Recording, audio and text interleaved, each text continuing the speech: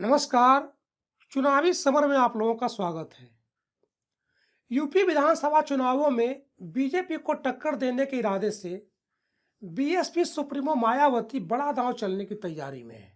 दरअसल मायावती चुनाव में अपने पूर्व के सोशल इंजीनियरिंग के फॉर्मूले पर काम कर रही हैं और इसी रणनीति के तहत वह स्वर्ण प्रत्याशियों को टिकट देने पर जोर दे रही हैं।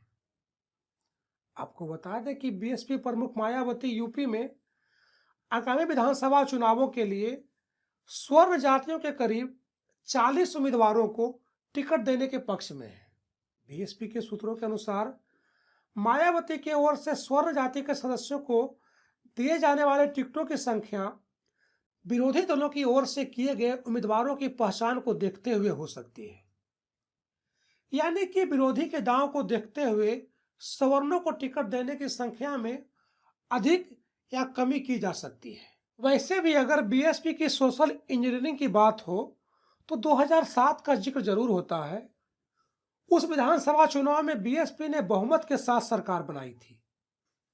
माना जाता है कि दलित और ब्राह्मण की सोशल इंजीनियरिंग के बलबूते ही मायावती को कुर्सी मिली थी।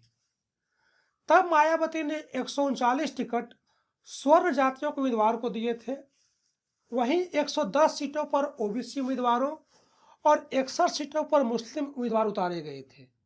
हालांकि माना जाता है कि मायावती के पास सभी निर्वाचन क्षेत्रों में अनुसूचित जातियों का एक मजबूत और वफादार कैडर है और उनमें वोटिंग पैटर्न को प्रभावित करने की भी क्षमता है।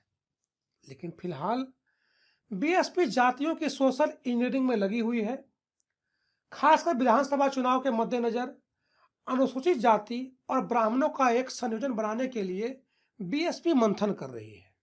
इस तरह मायावती का पूरा जोर आगामी चुनावों में भाजपा को जोर का झटका देते हुए सत्ता हासिल करने पर है। देखें तो जिस तरह से मायावती ने यूपी चुनावों के लिए रणनीति बनाई है, उसकी वजह से कहीं ना कहीं बसपा इस वक्त मजबूत नजर आ रही है। खासकर मायावती ने जिस तरह से चुनावों में उम्मीदवार के रूप में सभी वर्गों पर अपनी नजरें गड़ा रखी है, उसकी वजह से लगभग सभी जाति वर्ग का वोट बसपा के हिस्से में आता हुआ नजर आ रहा है, जो कहीं ना कहीं पार्टी की सफलता के लिए सूत्रधारक साबित हो सकता है। धन्यवाद।